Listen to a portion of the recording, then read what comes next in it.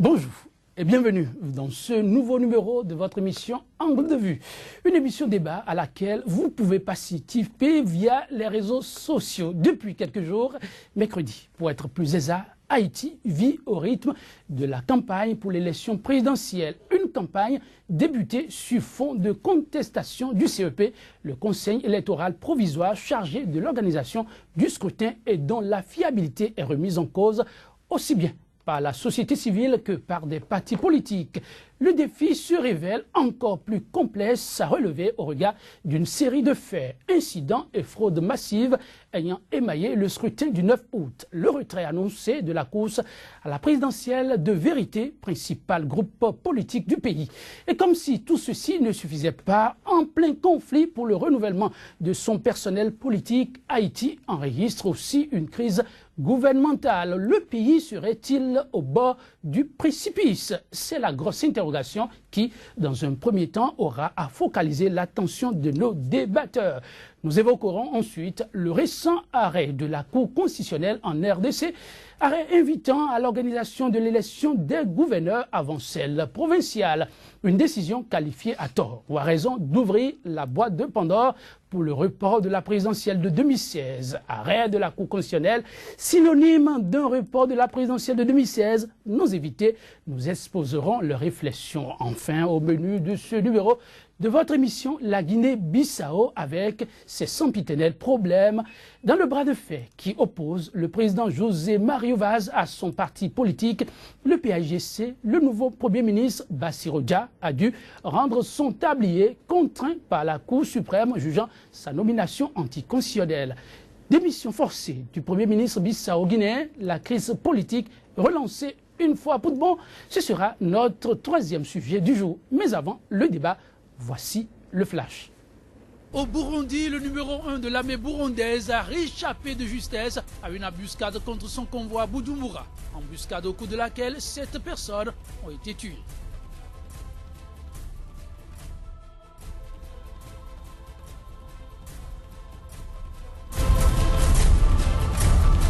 Au Burkina Faso, 14 des 16 candidats qui avaient été présélectionnés ont été retenus pour l'élection présidentielle du 11 octobre par le Conseil constitutionnel. 2 pro-comparés, dont Djibril Bassolé, ont été écartés de la liste définitive.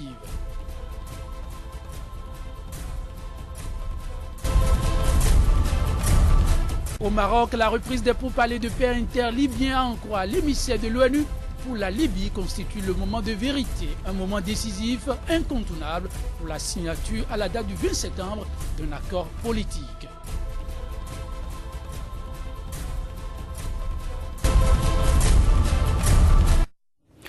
Campagne électorale en plein climat de défiance en Haïti, le pire toujours aux portes du pays. C'est le premier débat en vue, mais juste après ce générique.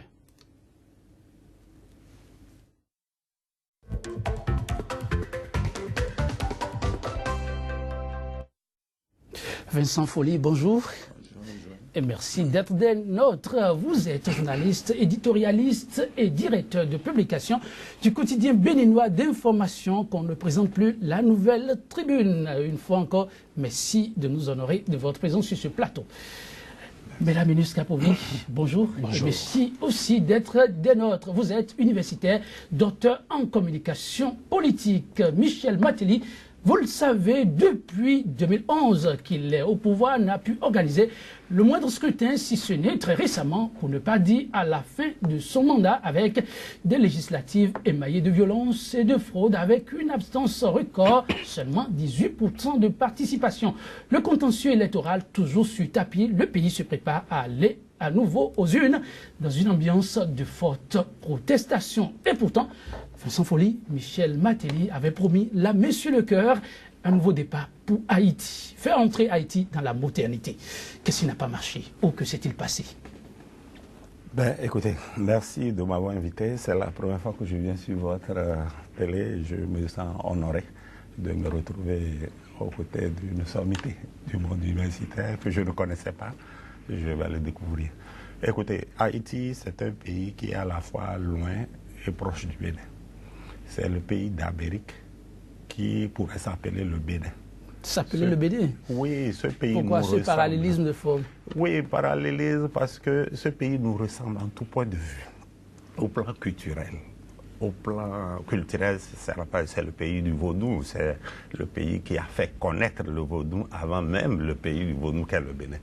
Et c'est au plan politique, c'est un pays, la manière dont ce pays bouge et est agité dans l'opinion, c'est un pays qui ressemble au Bénin. Instable, instabilité permanente. Plusieurs dictatures, la dictature du père Duvalier, du fils, et après un populiste comme Aristide, et le pays ne se porte pas bien. Bon, l'élection d'un personnage comme Martelly peut surprendre des gens comme aussi loin que ceux du Bénin que nous sommes. Surprendre pourquoi? C'est un chanteur. Un chanteur ne peut-il pas être chef d'État? Oui, vous voyez, j'ai dit que ce pays nous ressemble. Nous ressemble parce qu'à tout point de vue, on s'attend à tout et à l'impossible.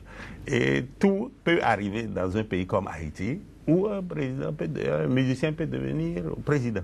Nous, ici, vous savez... Vous reprochez quoi, ça? Non, rien. Je veux simplement dire que c'est quand même étonnant que les hommes politiques traditionnels ne puissent pas prendre le pouvoir et qu'on ait pu avoir recours à quelqu'un que personne n'attend. Vous voulez dire que cela a un lien avec les résultats qu'il a son natif? Oui, moi je n'attendais pas grand-chose de Martelly et je crois que la gouvernance actuelle, on pourra en parler, est essentiellement due à cette absence de vision, à cette absence de programme. Pour tout dire, bon, on se fie à un homme providentiel et il arrive, on constate qu'il n'a rien à faire. Et voilà ce qui se passe en Haïti. C'est un pays complètement désarticulé. C'est le séisme qui a ému le monde entier, au point où toutes les caméras du monde ont été braquées pendant des mois sur ce pays, est toujours resté tel. Les sinistrés de ce séisme-là sont toujours là. Et le pays ne peut pas être gouverné parce qu'il est gangréné par la corruption, par tout ce qu'on peut imaginer dans un pays pauvre comme le nôtre et comme les pays d'Amérique latine. Mais Haïti, c'est un cas et ça fait souffrir parce que c'est un pays riche de ses ressources humaines, c'est un pays de grandes ressources humaines, ils ont de très bons écrivains, de grands poètes. Et Haïti, c'est le Bénin en Amérique. Mais là, ministre Kabou, comme vous observez ce qui se passe de l'autre côté, surtout sous Martelly, l'homme en qui on a placé tant d'espoir, vous expliquez ces résultats? Je ne sais pas qui est-ce qui a placé tant d'espoir en Suite Miki, c'est comme ça qu'on l'appelle. Il a parlé de modernité, conduit Haïti oui. Dans la modernité, le sorti du gouffre. Écoutez, vous savez, quand on il commence... avait de la volonté. La volonté, bon, c'était une volonté apparente. On ne pouvait pas savoir au fond de lui ce dont il était capable. Je vais partir sur la même longueur d'onde que mon éminent doyen, M. Folly. Vous savez, moi, ce qui se passe actuellement en Haïti me peine profondément parce que j'ai des atomes crochus avec Haïti. Et donc, ça me peine parce que, vous savez, on a commis une erreur. On a commis une erreur pendant l'élection, enfin, lors des dernières élections présidentielles, lesquelles ont conduit Philippe Martelly au palais présidentiel, c'est que les gens, on venait de sortir d'un séisme. Donc, il y avait une sorte de pitié internationale sur Haïti. Et donc, vous savez, on a juste cherché à prendre voilà, quelqu'un pour pouvoir conduire le pays en attendant. Et donc, je pense que les gens se sont mis dans la tête de trouver un président. Il n'était pas seul, mais qui étaient les challengers, c'est ça. Il y avait un autre chanteur qui avait voulu compétir, mais qui était plus redoutable que Suite Miki. Et vous avez vu comment est-ce qu'on l'a simplement éliminé. Et donc, voilà, c'est ce qui s'est passé. On s'est trompé sur la personne de Suite Miki. Quelqu'un, et là je vais encore parler comme je vais gloser mon éminent doyen, quelqu'un qui a passé sa vie à ôter son froc dans les clips vidéo et du jour au lendemain vous amenez celui-là à la présidence de la République. Moi je ne sais pas quelle valeur est-ce qu'il va distiller dans le pays. Ça ne veut pas dire qu'on dénie à un artiste sa capacité de pouvoir diriger un pays, mais lui personnellement, qu'est-ce qu'il proposait de mieux? Et c'est là la question. Et donc, on a fait un choix par défaut. Et le choix par défaut, aujourd'hui, ça se voit sur le terrain. On n'arrive pas à avancer. Il est en train de terminer son mandat, mais il n'a jamais organisé une élection. Et ce qui se passe en Haïti aujourd'hui, c'est qu'on est en train de vouloir aller vers un régime de transition. Si on n'organise pas les élections. Et c'est là où les opposants aussi m'inquiètent un tout petit peu. Parce que là, on vous donne la possibilité d'aller aux élections.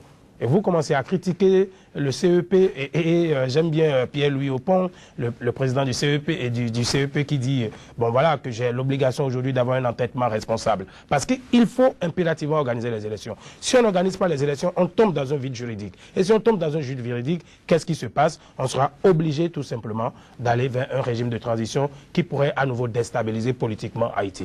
Mais est-ce que le séisme que vous évoquez il y a un instant n'a pas participé à ce résultat qu'on qualifie de médiocre relatif de Martelly? Oui, je suis d'accord, sauf que vous savez, généralement, quand il y a des situations pareilles, ces situations catastrophiques, il y a une mobilisation incroyable d'aide internationale. Et donc, je ne peux pas comprendre que Martelly puisse nous dire que ce n'est pas manque de moyens, qu'il n'a pas su mettre en œuvre ses priorités de développement. Non, parce qu'il y a pas mal de pays qui se sont mobilisés. Même le Bénin aussi s'est mobilisé à l'époque, d'une manière ou d'une autre, pour porter une certaine aide à Haïti. Donc je pense qu'ils ont les moyens. Et le séisme, d'accord, mais il faut qu'on reconstruise.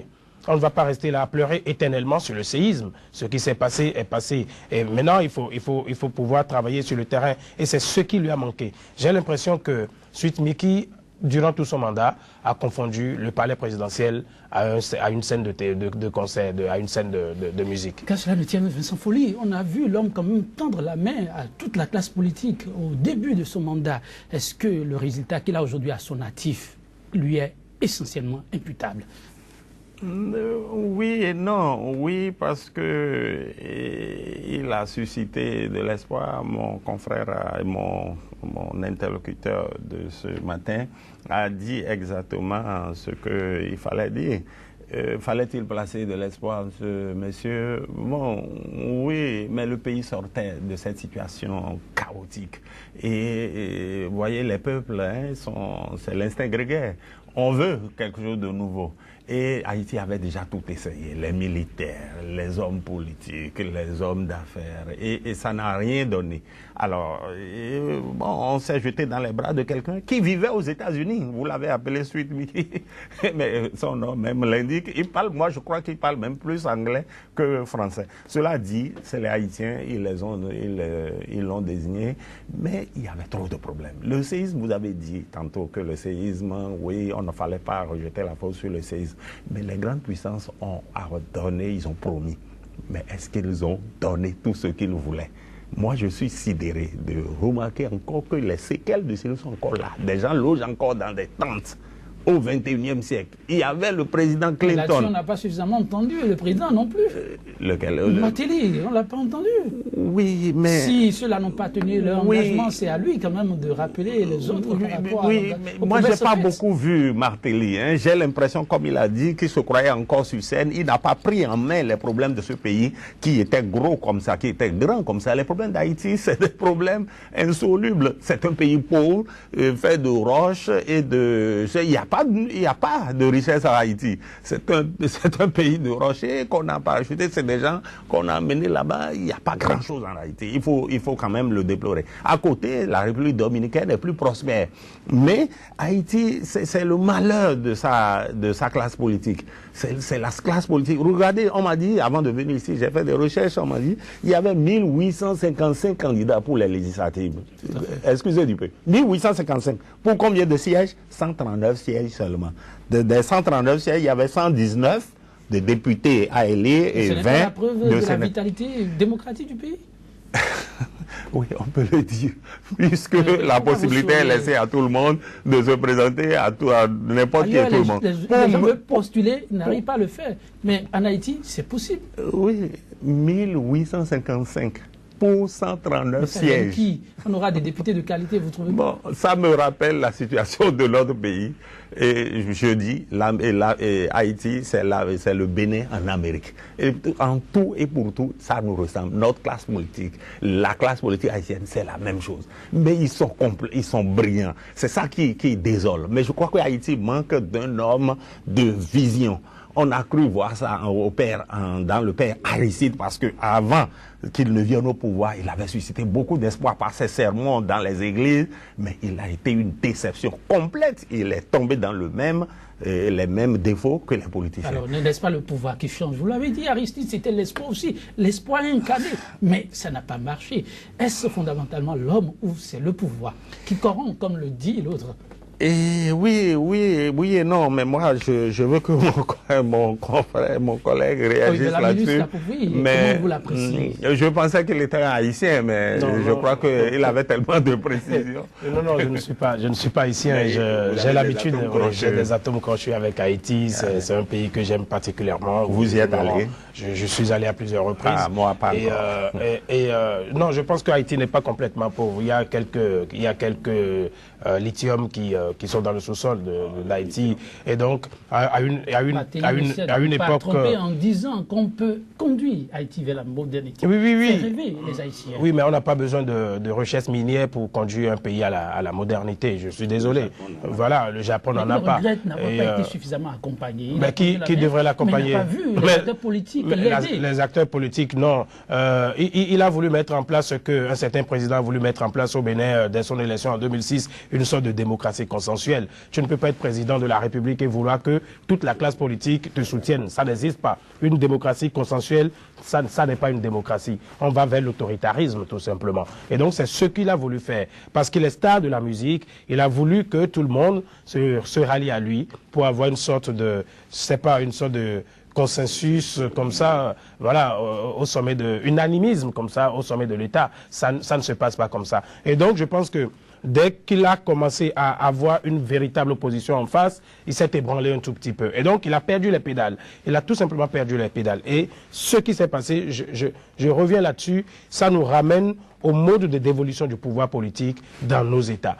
Je dis dans nos États parce que pour moi, Haïti, c'est un État africain. La preuve, ils ont demandé à intégrer l'Union africaine il y a quelques années. Et donc, c'est là le véritable problème. C'est-à-dire que nos hommes politiques, de moins en moins, reçoivent une formation politique, une formation idéologique. Et donc, nous laissons nos destinées à des gens de la providence, à des hommes providentiels, à des oiseaux rares, comme on a l'habitude de cultiver au Bénin aussi depuis 1991. Et donc, à la fin, c'est que l'éléphant annoncé est toujours venu avec un pied cassé. Et c'est ce qui se passe encore en Haïti. Et moi, ça me peine. Ça me peine parce que quand vous allez dans les rues de Jacmel-Ville, quand vous allez dans les rues de Port-au-Prince, vous avez des gens chaleureux, des gens qui espèrent, des gens qui travaillent. Moi, j'entends parfois certaines personnes sur le plan international qui disent que oui, les Haïtiens ne veulent pas travailler, ils comptent sur les aides internationales.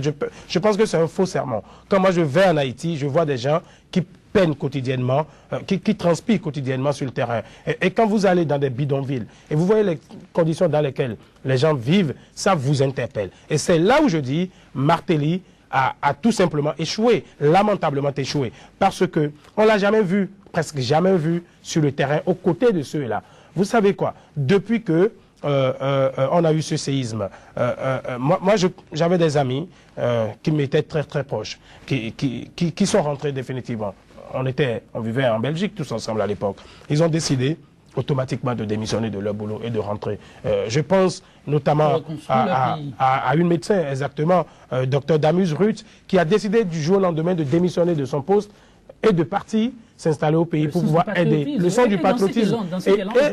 Aujourd'hui, Bellaminus, ils sont 54 à lever leur petite voix pour dire là où Martelly a échoué, puisque la constitution du pays est claire, on ne peut pas être candidat à sa propre succession, c'est exclu. Donc Martelly, s'il s'avérait être la catastrophe pour le pays, s'en va. 54 autres se présentent cette fois-ci. Et au nombre de... Il y a des journalistes comme vous, Vincent Folly, qui pensent à redresser le pays. N'y a-t-il pas de l'espoir pour Haïti? Espoir, il faut l'espérer pour ce peuple martyr. C'est un peuple martyr. Et il a dit, la question essentielle de nos pays, Haïti, c'est l'Afrique, je vous dis. La question essentielle, c'est la dévolution du pouvoir. Et nous avons pas réglé, on a réglé sur le papier comment il faut prendre le pouvoir. Mais la dévolution concrète du pouvoir n'est pas, le problème de la dévolution n'est pas réglé.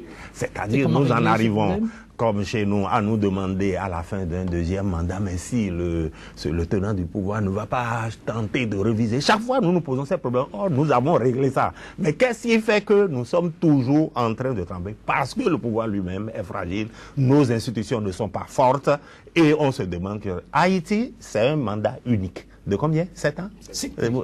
Alors, et certains, j'entends dire, hein, dans des échos nous parviennent qu'il faut un mandat unique et après ça on s'en va. Le mandat unique ne règle pas le problème de la gouvernance. Le problème de la gouvernance reste entier. Vous pouvez avoir un mandat unique, le monsieur arrive, il dit, bon, ben écoutez, puisque je ne reviens plus, je fais tout ce que je devais faire en 2 mandats. Bon, donc, moi je crois que c'est la réflexion profonde pour savoir qui va prendre le pouvoir dans nos pays. Est-ce que c'est des gens venus d'ailleurs, des gens, je vois aujourd'hui chez nous, tous ceux qui prétendent, la plupart, on entend, ils viennent de l'extérieur. Ils sont dans des organismes internationaux.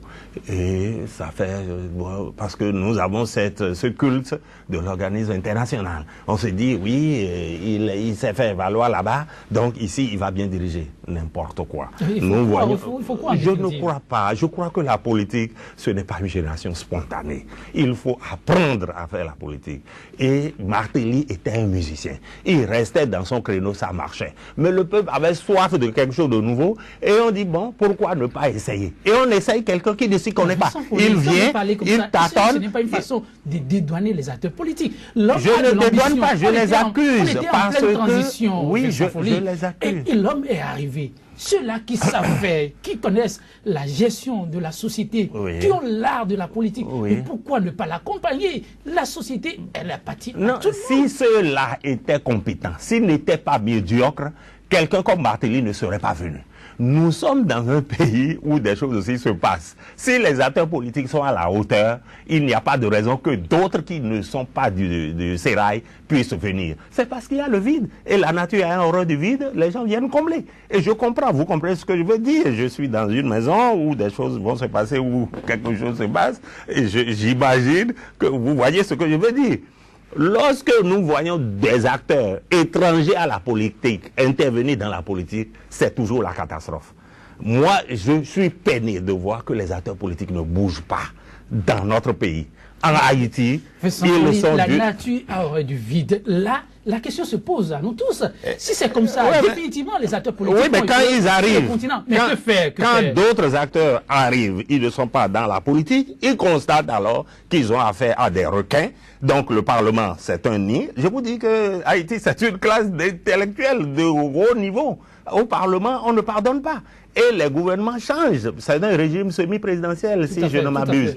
Donc, dès qu'on sent que le président ne va pas... Il y a eu des changements de gouvernement, hein, plusieurs, depuis que Martelly... Même depuis janvier, ils n'ont pas de gouvernement. Ils ont changé de Premier ministre. Ils ont changé de Premier ministre. Alors, donc, dans un tel pays, qu'est-ce que vous voulez faire? Si vous voulez faire la politique, il faut apprendre à composer. Et la politique, c'est l'art du compromis. Et la plupart de ceux qui viennent ne savent pas. Vous voyez, je suis admiratif d'un pays comme l'Amérique et d'Obama. Et regardez, malgré la majorité qu'il a perdue, regardez, il vient de faire voter avec une courte majorité quand même, une courte majorité, et il vient de faire adopter le plan de l'ONU là sur le nucléaire iranien, alors que les républicains sont majoritaires. Mais c'est quelqu'un qui est suffisamment humble et moi je crois, il a appris la politique. Et ce monsieur n'est pas entré en politique par hasard. Il a fait les mouvements sociaux et tout ça. Ceux qui viennent sont des gens qui débarquent par hasard. Et moi, les débarqueurs auront toujours ce qu'ils méritent, à savoir l'échec. On tâtonne, on cherche, alors que ce qu'il y a à faire est là. Et les acteurs politiques traditionnels restent là et ils sont dans le jeu. Et ils mettent les bâtons dans les roues de celui qui vient d'arriver. Faut-il finalement fouetter les populations, puisque c'est elles en définitive qui choisissent. Et ils sont, je le disais, 54 cette fois-ci en lice pour le fauteuil, relever le défi, faire rêver Haïti, ce que Martelly n'a pas pu faire il compte pouvoir le faire. Que faut-il faire? Comment Haïti pourra-t-il se relever? Écoutez, que faut-il faire? Je ne pense pas pouvoir disposer d'une baguette magique, hein, mais ce que je sais, c'est que... Vous voyez encore le mal à l'horizon? Oui, écoutez, 54 candidats déjà, je ne sais pas comment est-ce qu'ils vont battre campagne. Hein. Je ne sais pas tout l'espace public qui leur est conféré pour Martelly pouvoir... a prouvé que c'est possible, tout le monde peut y arriver. Donc oui, mais on sait les conditions dans lesquelles Martelly est arrivé, donc on va pas revenir là-dessus. Mais ce qui va se passer, c'est qu'on risque de prendre encore un président par défaut. On risque, et le risque est là. Ça veut dire quoi? Ça veut dire tout simplement que je ne sais pas si les 54 auront la possibilité de s'adresser véritablement de façon transparente aux populations qui disposeraient d'outils nécessaires pour pouvoir choisir le meilleur candidat. Et au Bénin, c'est pareil. Nous avons que les pays africains, notamment francophones, et Haïti ont les mêmes métastases, c'est les mêmes métastases avec d'un corpus idéologique identique, c'est les mêmes maladies. Ça veut dire, ce que je veux dire là, c'est quoi? C'est que, vous savez, quand vous prenez le Bénin aujourd'hui, on n'a pas de débat contradictoire, transparent sur les projets de société. Nous sommes à 6 mois d'une élection présidentielle et jusque-là, aucun candidat ne nous parle encore véritablement de ses idées programmatiques. Et c'est pareil en Haïti. On ne bat pas campagne sur des idées programmatiques. On pense qu'avec l'argent, on peut acheter le vote. On ne pense pas. C'est d'ailleurs le cas. Quand vous prenez le Bénin ou Haïti, qu'est-ce qu'on fait? Les gens volent les élections. N'ayons pas peur de dire les choses. Les gens volent les élections. Je ne dis pas qu'ils vont à la Sénat pour aller donner l'argent, mais sur le terrain, ils essayent constamment de corrompre les électeurs.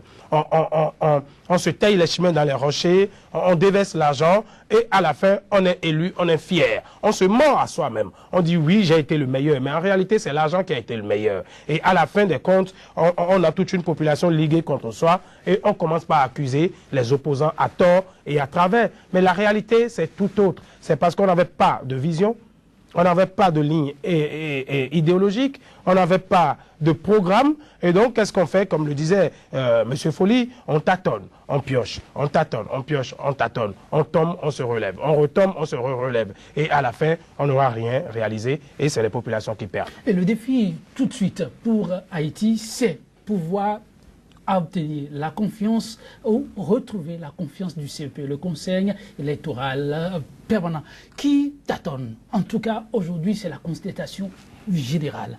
Est-ce qu'il faut craindre le pire pour Haïti ou on pourra y aller? Non, le pire est toujours à venir. Vous avez dit tantôt, une phrase qui est sortie, j'ai cru entendre que vous avez dit que qu'est-ce qu'il faut faire pour le peuple? Il faut fouetter la population. Je demande, c'est une interrogation.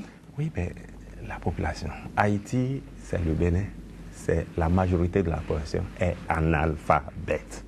La démocratie, c'est un luxe dans un pays d'analphabètes. Il faut remettre en cause la démocratie? Non, je dis cette phrase pour revenir rapidement pour dire que quoi? Que le peuple n'est pas au même niveau que la classe, que les élites. Et si les problèmes persistent tels que ça persiste en Haïti, comme au Bénin, comme partout en Afrique, c'est à cause de l'analphabétisme. Il faut éduquer le peuple. L'éducation, c'est la solution pour l'avenir, et l'avenir est dans l'éducation. Et tant que le peuple sera ce qu'il sera, ben, il y aura toujours des bonimenteurs qui viendront raconter leur vie, et le peuple va se laisser avoir. Vous avez parlé de corruption. Aux États-Unis, pour ne citer que cet exemple, il y a beaucoup d'argent qui est déversé pendant les élections. J'ai vu le président Obama refuser le financement public et il a voulu aller vers le citoyen ordinaire. Mais c'est lui qui a amassé le plus d'argent. On a besoin d'argent pour quoi? Pour louer les salles, pour transporter les militants, pour voilà, les spots à la télé, les journaux, payer la publicité à la journaux. Ce n'est jamais pour corrompre l'électeur. Or, chez nous, c'est l'électeur qui donne. Chez nous ici, c'est le contraire. On va donner à l'électeur jusqu'au jour des élections. Le matin même des élections, certains sont là pour donner les 500 francs qui permettront à l'électeur de choisir. Le chemin est encore long à parcourir. Le chemin est long à parcourir. Il faut craindre un coup de force encore pour Haïti. Mais bien sûr, l'armée est complètement démantelée à Tonti. Ils ont essayé de reconstituer, mais je ne sais pas. Ce pays est sous une perfusion internationale depuis plus d'une dizaine d'années. Il y a nos militaires qui sont, les policiers béninois qui sont là. La force onusienne est là. combien de temps un pays peut vivre sous perfusion, sans armée, sans... Je ne sais pas. Et donc, il faut prendre le pays pour... L'éducation pour aider le pays à véritablement se relever, à s'approprier la démocratie. Vous y croyez aussi très rapidement? Mais tout à fait. Le seul remède pour l'instant, c'est l'éducation. Quand on aura formé les gens à mieux connaître leurs droits, et aussi à connaître leurs devoirs, parce que souvent, nous avons tendance à réclamer nos droits sans connaître nos devoirs. C'est comme l'autre fois, j'ai vu un monsieur qui a ouvert sa braguette devant Saint-Michel, qui a commencé à faire la miction. Et on l'interpelle, et il dit, pardonnez-moi, il dit dans la langue locale, faut y votre hobby, mais c'est quoi le lien entre ce qu'il est en train de faire et votre hobby? Et quand on a essayé de réfléchir plus tard, on s'est rendu compte qu'il était en train de revendiquer ses droits. C'est-à-dire quoi? C'est-à-dire que les dirigeants, les politiques ont fini de détourner tout l'argent public, et donc lui, sa part de détournement, c'est ce qu'il fait là. Il prend sa revanche.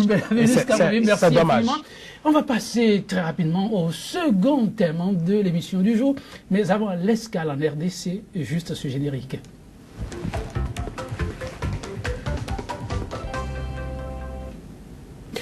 RDC, nous y sommes. En répondant à une requête en interprétation de la CENI, la Commission électorale nationale indépendante, la Cour constitutionnelle a enjoint au gouvernement congolais de doter la CENI, je cite, des moyens nécessaires pour l'organisation impérative des élections des gouverneurs des nouvelles provinces, et ce, avant toute élection des députés provinciaux et sur toute l'étendue de la République. Fin de citation. La décision rendue publique, c'est la levée de bouclier tant dans le rang des acteurs politiques que de celui de la société civile. Arrêt de la Cour constitutionnelle en RDC, s'achemine-t-on vers un report de la présidentielle de 2016? Des éléments d'appréciation juste après ce générique.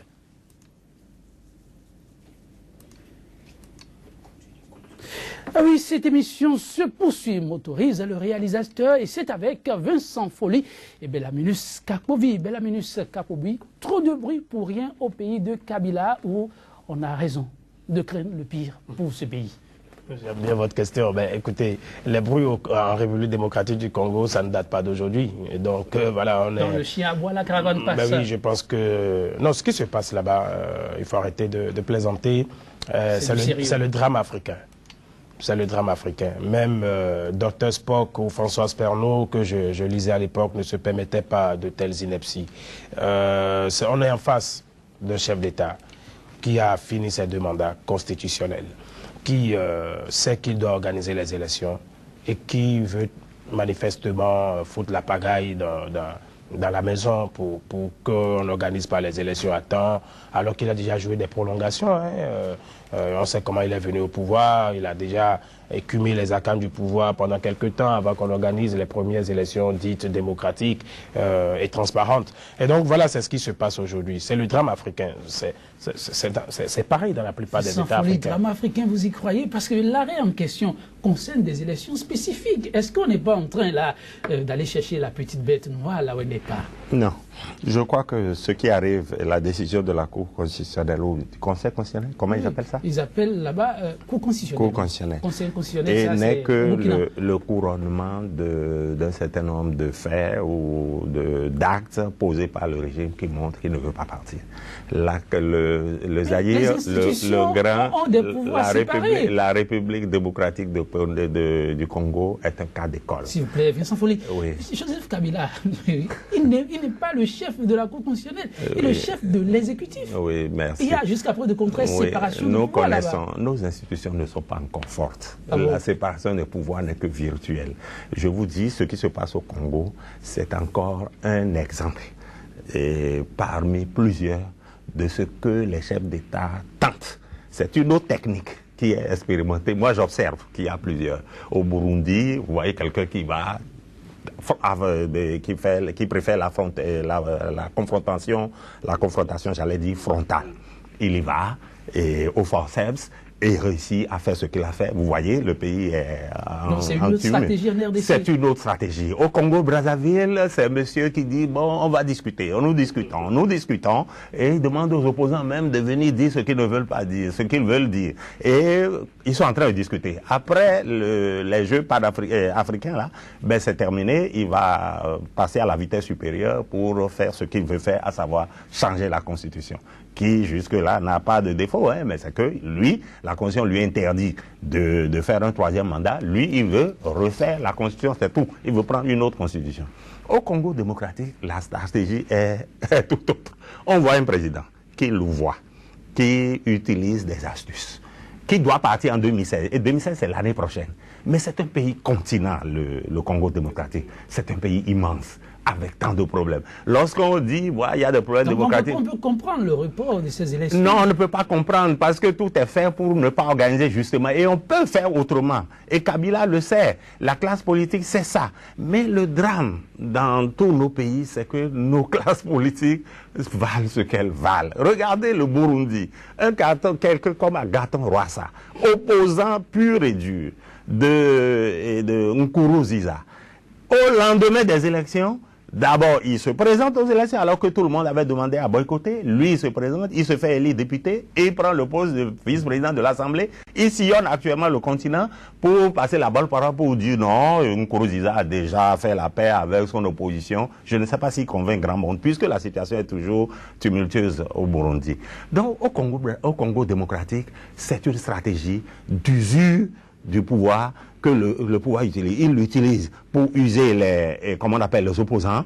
Il les a à l'usure, je veux préciser encore, c'est-à-dire grignote. Hein, les élections, c'est un pays immense. On va organiser les élections gouvernementales, c'est ça? Et il a fait quoi? Il a créé de nouvelles provinces. Ce qui fait qu'il faut encore revoir toute la configuration politique. Et ces élections, dans un pays immense comme le Congo, il n'y a pas de route. C'est quelque chose de terrible. Alors il le sait, il prend son temps. Et toute la décision de la Cour constitutionnelle va dans ce sens. On dit oui, d'organiser, de donner les moyens pour organiser les élections de gouverneurs avant de faire ça. Or, l'année prochaine déjà, il y a les élections présidentielles. Et on ne parle même pas de date des élections présidentielles. Donc, c'est une stratégie simplement pour proroger le délai et pour que Kabila se perpétue au pouvoir. Ici, il n'y a pas de situation atténuante pour Kabila. Pour que Kabila puisse se maintenir au pouvoir, il est en fin de son mandat, il va falloir toucher à la loi fondamentale. Et Kabila n'a jamais évoqué, il n'a pas évoqué la préoccupation. Oui, pourquoi lui prêter des intentions? Non, ce ne sont pas des intentions qu'on lui prête. Je vais vous dire quelque chose. Les élections provinciales, vous savez depuis quand on les reporte? Moi, j'ai un ami, Didier Kipopa Obeonga, qui est candidat aux élections provinciales. C'est depuis 4 ans qu'on reporte ces élections-là. Oui. Vous pensez que c'est sérieux dans un pays qui se veut démocratique depuis 4 ans? Et là, on trouve encore des occasions de tergiverser. Il y a un problème. Ça veut dire quoi? Ça veut dire tout simplement on n'a pas la volonté d'organiser ces élections-là. S'il y avait la volonté, on les aurait organisées. Et maintenant, qu'est-ce qu'on fait? On essaye de procéder par la stratégie ce qu'on appelle en politologie le gerrymandering, c'est-à-dire de gerrymander, c'est-à-dire on redéfinit de nouvelles circonscriptions électorales, de nouveaux découpages de circonscriptions électorales en fonction des intérêts de son camp.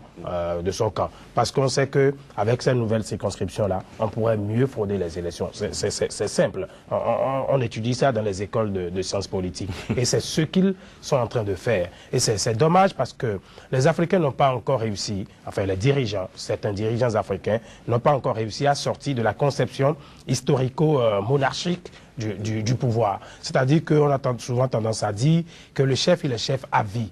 Mais c'est une aberration totale. Parce que pour quelqu'un comme moi, moi je suis purement républicain, je ne suis pas monarchique, je suis républicain. Et moi, ça me peine parce que si quelqu'un doit être au pouvoir jusqu'à sa mort et que c'est son fils qui va reprendre le pouvoir, nous qui sommes fils de pêcheurs, nous n'avons aucune chance un jour de pouvoir rêver d'accéder à la magistrature suprême. Vivement que très rapidement la RDC retrouve sa stabilité.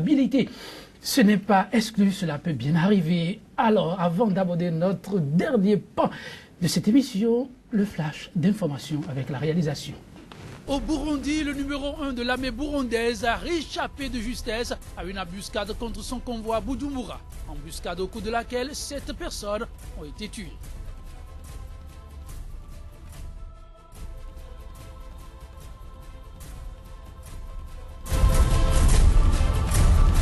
Au Burkina Faso, 14 des 16 candidats qui avaient été présélectionnés ont été retenus pour l'élection présidentielle du 11 octobre par le Conseil constitutionnel. 2 pro-comparés, dont Djibril Bassolé, ont été écartés de la liste définitive.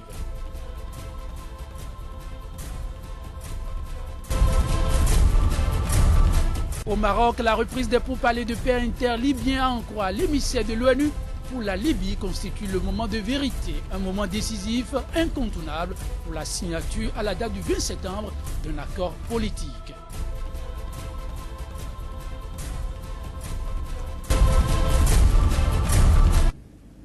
Toujours à mes côtés pour la suite de cette émission, Vincent Folly et Bellaminus Katkovi. Avec eux, nous embarquons pour la Guinée-Bissau. Oh, c'est le clair-obscur, ça ne va pas du tout, dit-on. Vincent Folly, comment appréciez-vous ce qui se passe actuellement en Guinée-Bissau, le petit pays d'Afrique de l'Ouest aux nombreux problèmes, dit-on? Oui, il faut regretter ce qui se passe.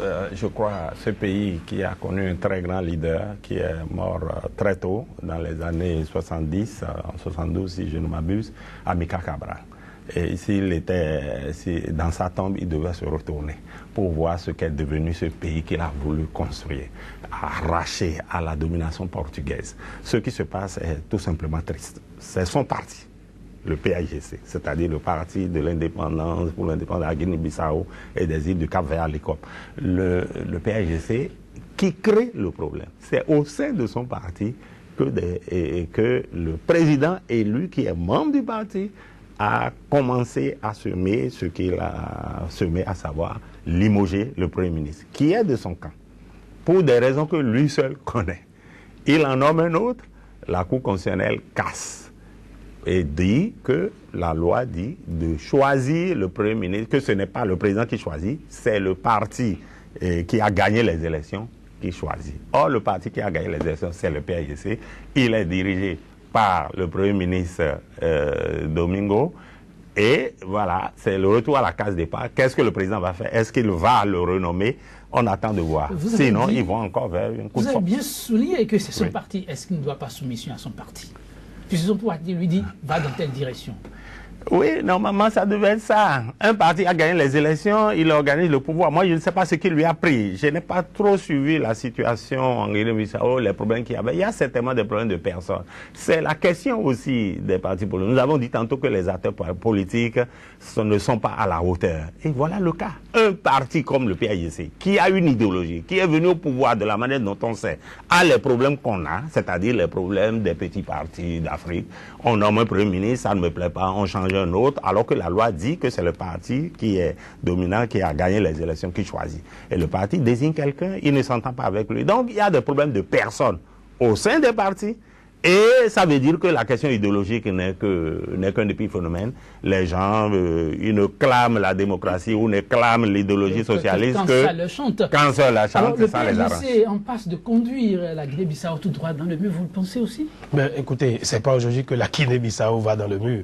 Pour moi, la Guinée-Bissau, c'est un rock state, c'est-à-dire un État voyou, parce que c'est même plus un État. Il y a longtemps. Sous le jour de la malédiction indienne. Ben oui, mais écoutez, la Guinée-Bissau aujourd'hui, c'est la terre de prédilection des trafics de drogue, des grands crimes. Et donc, ils n'ont plus d'État. Nous sommes à la somalisation de la Guinée-Bissau. Et donc, pardonnez-moi.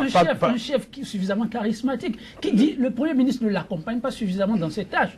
Il ne se sent pas en confiance. Mais c'est quand même la moindre des choses. C'est le peuple qui l'a choisi. Écoutez, est-ce que nous sommes dans un système où le président, c'est lui qui... il est un monarque? Non. On dit que le Premier ministre provient du parti qui a gagné les élections. Donc vous lui demandez d'aller revoir carrément son parti et d'écouter sagement. Mais c'est pas moi qui vais lui demander, il le sait.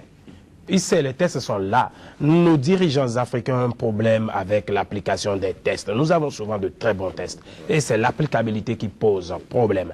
Là, les tests sont clairs. Le Premier ministre provient du parti qui a gagné les élections. Et le parti qui a gagné les élections, c'est son parti à lui. Il se fait que c'est son parti à lui.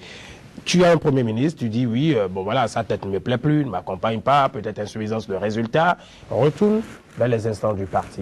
Et donc ça soulève encore un autre problème, un autre débat. Le fonctionnement des partis politiques dans nos États. C'est-à-dire que nous avons encore des partis où un seul individu donne la ligne à suivre, domine tout le monde, et à la fin, on a un dominant et des dominés. Et quand ça se passe comme ça, où il dit je n'en veux pas, c'est vrai, il doit revenir vers son parti, mais le parti continue de clamer, c'est celui que tu as limogé que tu vas devoir reprendre. Il n'a qu'à se soumettre, au parti, sinon il y aura encore un coup d'État comme ils en ont l'habitude. Parce que le parti lui a formellement dit, c'est celui-là, c'est en lui que nous avons confiance. Les instances du parti ont été claires. Et si c'est le cas et que c'est la loi qui l'impose, il n'a qu'à se soumettre à la loi et aux instances de son parti et il renomme ce Premier ministre. Mais s'il ne le fait pas, le mal peut guetter. S'il arrivait qu'à nouveau la Guinée-Bissau sombre, la faute incombera simplement à l'homme qui le dirige aujourd'hui. C'est la conclusion qu'il faut tirer, Vincent Folly. Oui, ben, nous avons des problèmes de gouvernance et que c'est simplement lié aux hommes qui sont au pouvoir, qui ne sont pas suffisamment démocrates, qui n'ont pas la culture démocratique. J'ai l'impression que des gens veulent diriger seuls. Et lorsqu'ils se retrouvent avec d'autres personnes, y compris dans leur parti, ils ne sont pas à l'aise. Ils veulent donner tous les ordres. Je crois que la Cour constitutionnelle vient de trancher. Et on ne sait pas ce qui va arriver. La CEDEAO se réunit à Dakar prochainement, mais pour se mettre pour la énième fois au chevet de cet État, qui est, comme il l'a dit, un État presque voyou, où rien ne se passe. Je crois qu'il faut revoir tout ce qui se passe en Guinée-Bissau et voir, rebattre les cartes. Rebattre les cartes, c'est ce qu'il faut souhaiter pour espérer éviter le pire une fois encore à la Guinée-Bissau. Mesdames, Messieurs, cette émission s'achève, mais avant d'y mettre un terme, je vous laisse méditer cette pensée de Matouba Lounès. Celui qui ne sait rien et ne dit rien, c'est un imbécile. Mais celui qui sait et ne dit rien est un criminel, rien de plus. Merci de nous avoir suivis. Bonne suite de programme au Susika et veillez à ne pas être criminel. Ça va, donc, on vous laisse beaucoup de choses.